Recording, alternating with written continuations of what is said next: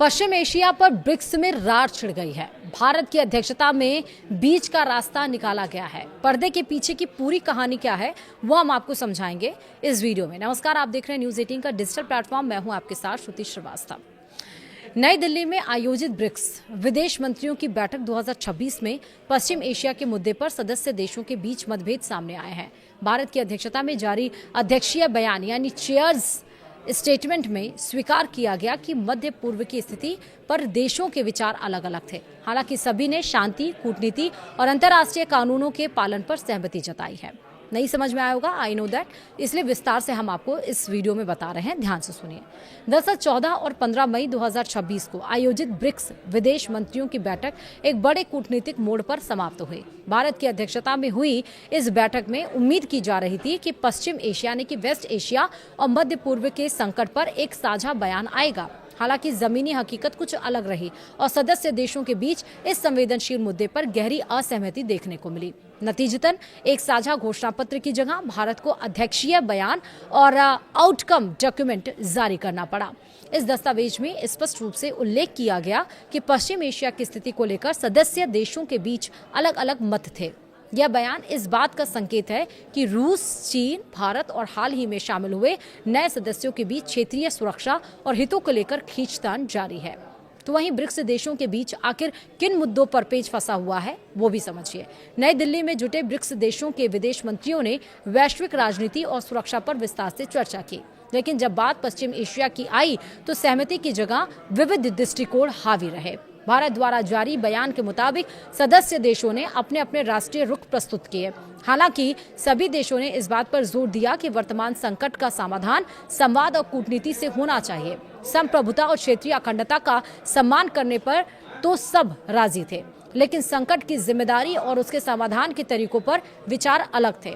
अंतर्राष्ट्रीय जलमार्गों में समुद्री व्यापार की सुरक्षित प्रवाह को लेकर भी चिंता जताई गई। इस असहमति को ब्रिक्स की कमजोरी नहीं बल्कि इसके लोकतांत्रिक स्वरूप के तौर पर देखा जा रहा है। भारत ने अपनी अध्यक्षता में रिजिलियंस, इनोवेशन को ऑपरेशन और सस्टेनेबिलिटी की थीम रखी है।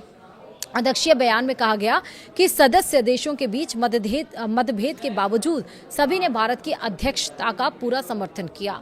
बैठक में संयुक्त राष्ट्र यानी कि यूएन के ढांचे में सुधार और इसे अधिक प्रतिनिधि बनाने की मांग को फिर से दोहराया गया।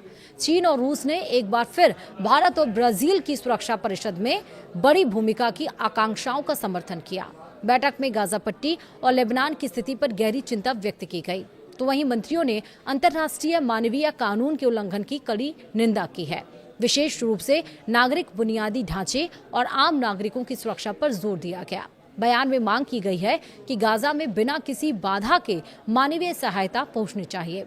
साथ ही इजराइल फिलिस्तीनी संघर्ष के द्विराष्ट्र समाधान यानी कि 2 स्टेट सॉल्यूशन के प्रति प्रतिबद्धता जताई गई है। लेबनान की संप्रभुता और क्षेत्रीय अखंडता के उल्लंघन की भी निंदा की गई है और संयुक्त रूस के शांति सैनिकों यानी कि UNIFIL की सुरक्षा को अनिवार्य बताया गया। ब्रिक्स देशों ने वैश्विक शासन प्रणाली में सुधार की अपनी पुरानी मांग को फिर से सुधार दी है। मंत्रियों ने ब्रिटेन वुड्स संस्थानों यानी कि IMF और वर्ल्ड बैंक में बदलाव की आवश्यकता जताई ताकि वे उभरती अर्थव्यवस्थाओं का सही प्रतिनिधित्व कर सके। डिजिटल पब्लिक इंफ्रास्ट्रक्चर यानी कि DPI और ग्लोबल सप्लाई चेन को मजबूत करने पर भी लंबी चर्चा हुई है। सदस्य देशों ने माना कि एक ध्रुवीय दुनिया की जगह बहुध्रुवीय व्यवस्था ही भविष्य की चुनौतियों का समाधान कर सकती है। इसमें ग्लोबल साउथ की आवाज को बुलंद करना सबसे बड़ी प्राथमिकता रही। बता दें कि भारत में 22 अप्रैल 2025 को जम्मू कश्मीर में हुए आतंकी हमले की कड़ी निंदा भी की गई, जिसमें 26 लोग मारे गए थे। मंत्रियों ने स्पष्ट किया कि आतंकवाद को किसी भी धर्म या राष्ट्रीयता से नहीं जोड़ा जाना चाहिए। इसके अलावा साइबर अपराध, मनी लॉन्ड्रिंग और टेरर फंडिंग से निपटने के लिए आपसी सहयोग बढ़ाने पर सहमति बनी। डिजिटल युग में फैल रहे डीप फेक और मिसइन्फॉर्मेशन को भी सुरक्षा के लिए बड़ा खतरा माना गया। ब्रिक्स की यह बैठक 20वीं वर्षगांठ के ऐतिहासिक अवसर पर हुई। इसमें पहली बार नए सदस्य देशों की सक्रिय भागीदारी दिखी।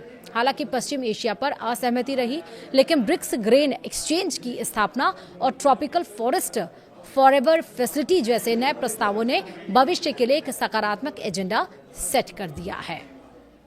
वीडियो में इतना ही। नमस्कार।